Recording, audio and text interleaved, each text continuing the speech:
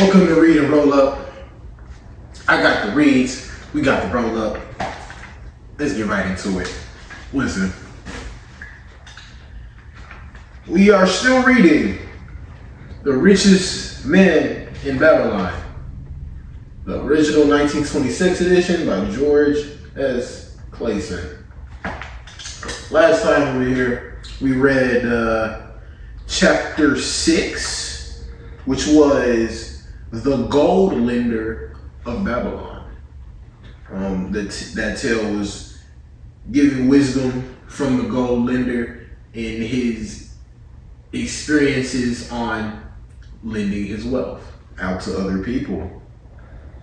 Title line about that was better a little caution than a great regret. So that's what that part was about. So we are going to move on to chapter 7 now, and there are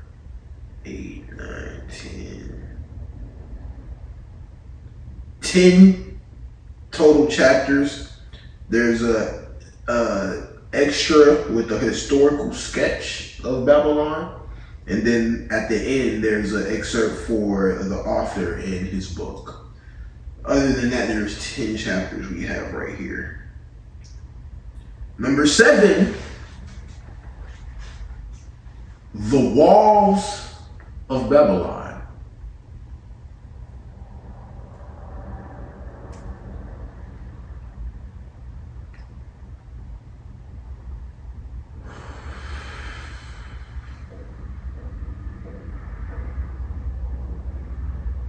Shall we begin? Old Banzir, grim warrior of another day, stood guard at the passageway leading to the top of the ancient walls of Babylon. Up above, valiant defenders were battling to hold the walls. Upon them depended the future existence of this great city with its hundreds of thousands of citizens.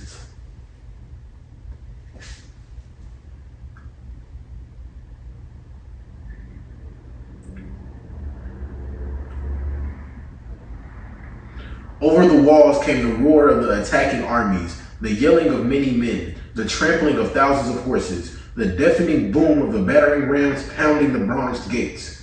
In the street behind the gate lounged the spearmen, waiting to defend the entrance should the gates give way.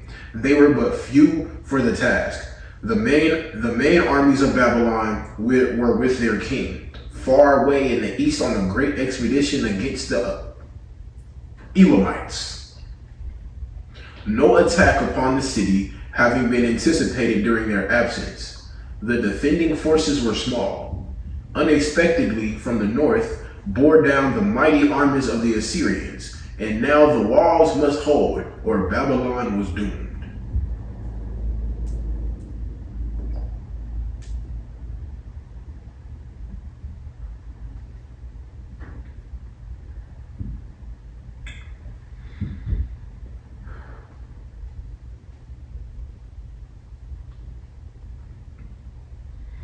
About Banzir were great crowds of citizens, white-faced and terrified, eagerly seeking news of the battle.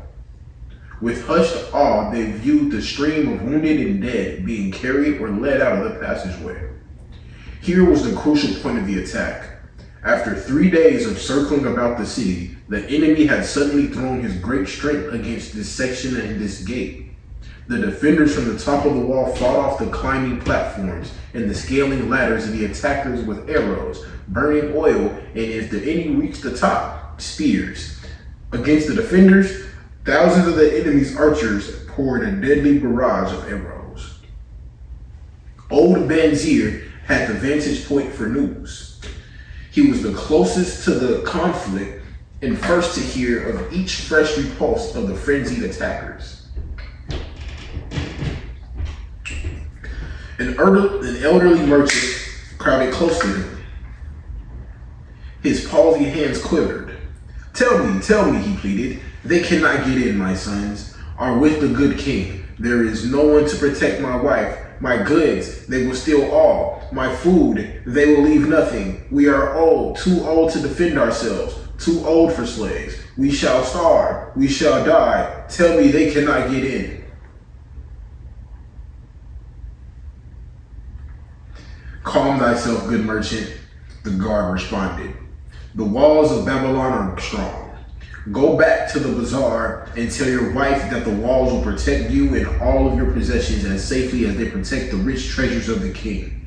Keep close to the walls, lest the arrows fly over and strike you. A woman with a babe in arms took the old man's place as he withdrew.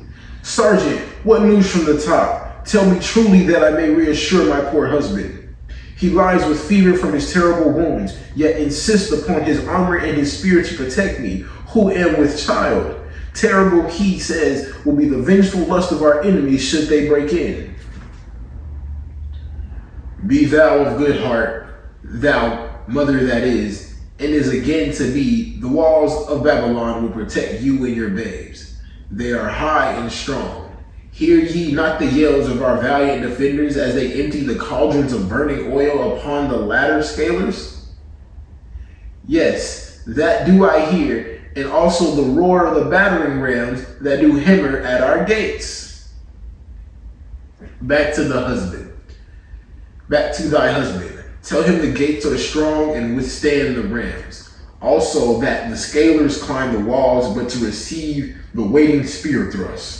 Watch thy way and hasten behind yon buildings. Banzer stepped aside to clear the passage for heavily armed reinforcements. As with clanking bronze shields and heavy tread they tramped by, a small girl plucked at his girdle. Tell me please, soldier, are we safe? She pleaded. I hear the awful noises. I see the men all bleeding. I am so frightened. What will become of our family, of my mother, little brother, and the baby? The grim old campaigner blinked his eyes and thrust forward his chin as he beheld the child.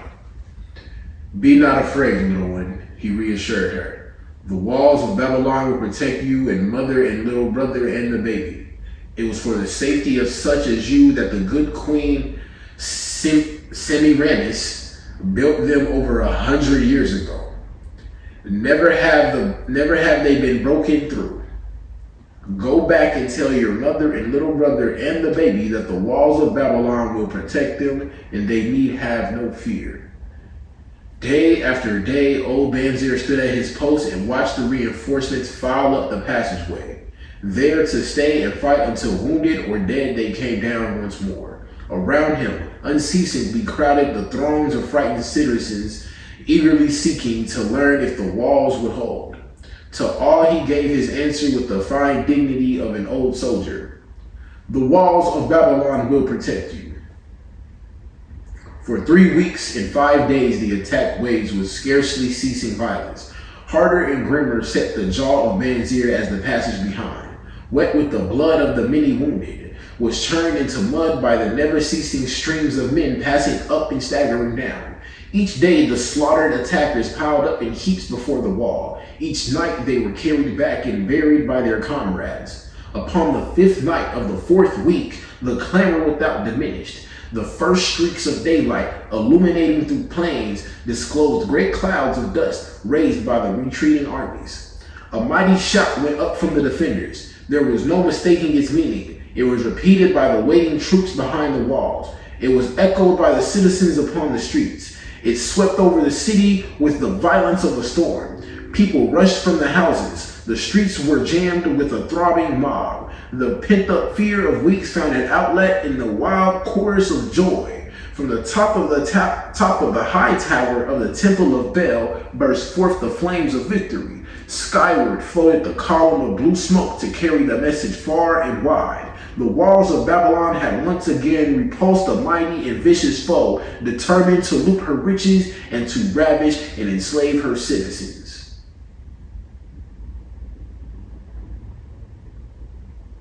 Babylon endured century after century because it was fully protected.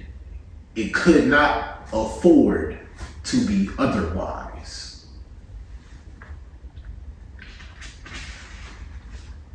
The walls of Babylon were an outstanding example of man's need and desire for protection. This desire is inherent in the human race. It is just as strong today as it is ever was, but we have developed broader and better plans to accomplish the same purpose. In this day, behind the impregnable walls of insurance, savings account, and dependable investments, we can guard ourselves against the unexpected tragedies that may enter any door and seek themselves before any fireside.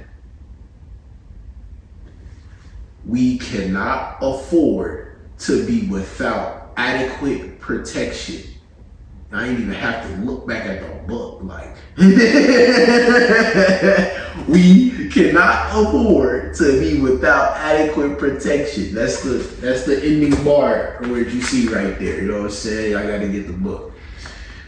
But yeah, that's chapter 7 of The Richest Man in Babylon.